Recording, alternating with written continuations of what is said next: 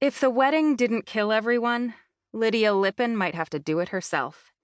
Surely no judge would convict her, not when they learned about the circumstances. Her younger sister wasn't even getting married for another 9 months, but already the strain Lydia felt was bone deep. Actually, make that premeditated murder deep. Her hometown of Helen, Alaska, had been torn apart by the Lipin-Porter family feud for over a century. And while it didn't make being a member of either family fun, it was something everyone was accustomed to. Like tourists and rain and mosquitoes. If you lived in Helen, you accepted that the feud was life. But Lydia's sister was engaged to a porter. And Taylor and Josh exchanging kisses, never mind vows, was not something either family was ready to accept.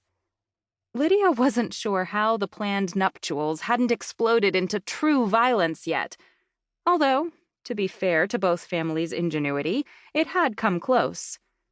In the meantime, Lydia was waiting and getting exhausted. 9 more months had become her litany.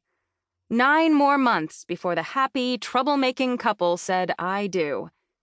9 more months before there was a chance of the animosity between the families dying down. And most important, 9 more months before Lydia no longer had to shield her sister from the relatives who were furious about her engagement. Then, who knew how long she'd be serving as a shield between those family members and the married couple? Possibly the rest of her life. Yep, homicide almost seemed like a benign option at this point, and a half-decent defense attorney had to be cheaper than Lydia's ballooning wine budget. If only she dealt with the stress in a healthier manner, say, exercise, she'd probably be in top physical condition. There were a lot of if-onlys in Lydia's life. Most of them could trace a line straight back to if only there weren't a feud. But there was, and one of its most ardent supporters was standing on the other side of the desk in Lydia's cramped office, holding a cream-colored piece of cardstock between her thumb and index finger as though it were covered in cooties. Lydia didn't have to ask what it was. Her own wedding invitation was sitting on her kitchen table. "The venue Taylor and the man have chosen for the wedding is entirely inappropriate," Teresa Lipin said.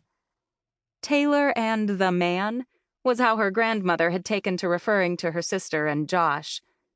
Lydia had heard the phrase enough times over the last few months that it was starting to sound catchy. Derek and the Dominoes, Susie and the Banshees, Florence and the Machine, Taylor and the man. Lydia stifled a giggle. God, she was tired, but laughing in front of her grandmother would be a terrible way to diffuse the situation. And diffusing the situation was the best wedding present she could give to her sister. Lydia loved Taylor, even if she kind of wanted to strangle her for creating this mess. Of all the men Taylor could have fallen in love with, she had to pick a porter. It was just like Taylor, causing trouble without even trying. Lydia, on the other hand, wouldn't know where to start. "What's wrong with the venue?" she asked, not really caring to hear the answer since it would only be an excuse. Nothing needed to be wrong with the venue when the wedding was simply wrong enough in the family's eyes. "I attended a wedding there several years ago," her grandmother said. "The building is drafty. The ballroom's decor is outdated. The food was mediocre at best." And on it went. Lydia kept her face impassive, although she'd gone from wanting to laugh to wanting to scream at a faster than usual speed. The irony was that Lydia and Taylor ran a hotel that had earned accolades for being one of the best places to get married in the state. The Bay Song Inn was as much her family's legacy as the feud. Her grandparents had opened it decades ago, when tourism in their coastal town was starting to take off. What had allegedly begun as Teresa dreaming about owning a bed and breakfast had morphed into them opening a boutique hotel with over 30 guest rooms, a multi-purpose function room, and a detached restaurant, the Tavern, that catered to guests and non-guests alike.